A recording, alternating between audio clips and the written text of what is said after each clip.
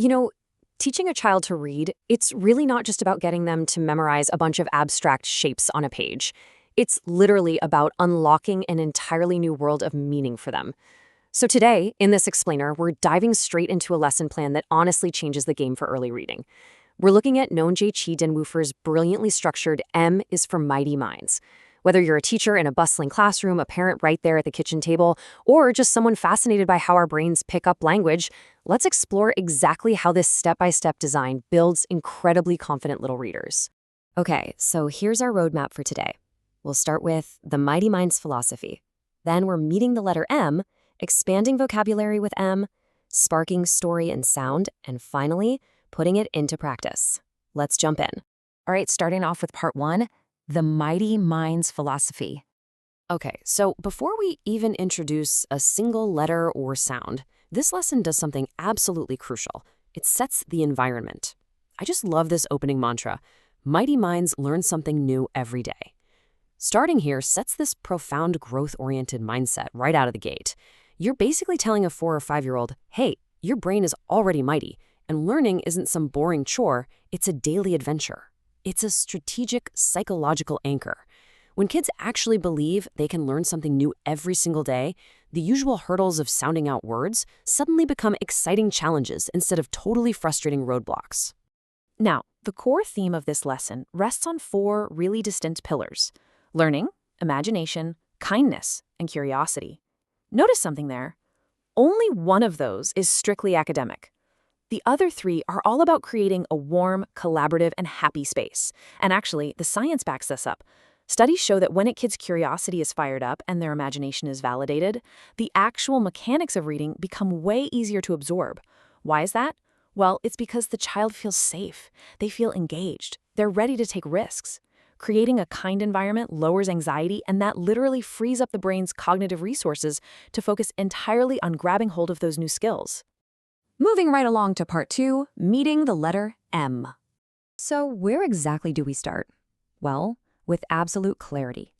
M is defined right off the bat as a consonant in the alphabet that makes the M sound. Simple, right? By putting the uppercase and lowercase letters side by side immediately, we're giving the early learner a very clear visual and auditory target before the real fun even begins. Establishing this super unambiguous baseline is just vital. It gives the child a really firm foundation to stand on before we go and make things a bit more complex. And here is where the magic really happens. The prompt goes, let's say it together. Says I mean, look at how this interactive prompt pulls the kid right out of passive observation and throws them straight into active participation. They're forming the sound with their own lips, feeling that little physical vibration in their mouth, and connecting their own unique voice to that symbol on the board. We're not just talking about repetition here. This is total sensory integration. The sound of the letter isn't just something happening to them anymore. It's something they are physically creating. Now, to really lock that memory in, the phonetic sound is paired with highly visual, easily recognizable concepts. We're talking a monkey, the moon, a mountain, a mouse. So when a child hears the sound, they don't just picture some straight and curved lines on a piece of paper. No, they visualize a giant snowy mountain or a cute tiny mouse. These aren't just random images picked out of a hat. They are highly contrasting, relatable mnemonic anchors. They make a completely abstract concept deeply memorable. By tying a new, weird shape to an animal or object the kid already loves, the brain creates this awesome mental shortcut that speeds up recall like wildfire. All right, on to part 3, expanding vocabulary with 20. Just think for a second about how many words a young child encounters in a single day. By packing 20 unique M words into this one highly efficient lesson, you are absolutely flooding their pattern recognition system. You are proving to them right then and there that this sound they just learned is incredibly useful, and honestly, it's everywhere in their world. This sheer volume of vocabulary transforms the letter from some solitary, lonely concept into a tool they can use all the time. Now, what's really interesting here is how this vocabulary list strategically scales up. It starts with very simple, single-syllable sight words, things like map, moon, and milk. But then it stretches that mighty mind by stepping up to complex, descriptive words like mermaid, meadow, and magnet. This is just incredibly smart educational design. It means the lesson naturally differentiates for different reading levels in the exact same room. It keeps every single student stretched, challenged, and deeply engaged, but without making anybody feel overwhelmed. Let's turn to part 4 now, sparking story and sound. Okay, this right here brilliantly illustrates the absolute power of contextual learning. The monkey climbed the mango tree. See what happened? In one engaging, highly visual scenario, the lesson reinforces the M sound multiple times, with monkey and mango. So the child isn't just decoding isolated, boring sounds anymore. They're instantly visualizing an action. They've leaped from a static letter to a dynamic, moving story in just a couple of steps. This builds incredible reading comprehension early on, and it proves to the child that the whole point of reading isn't just making sounds, it's uncovering a great story. And we see this method repeated everywhere in the material. Sentences like, Mia looked at the moon at night, or Mother put milk on the table. Mark used a map to find the market.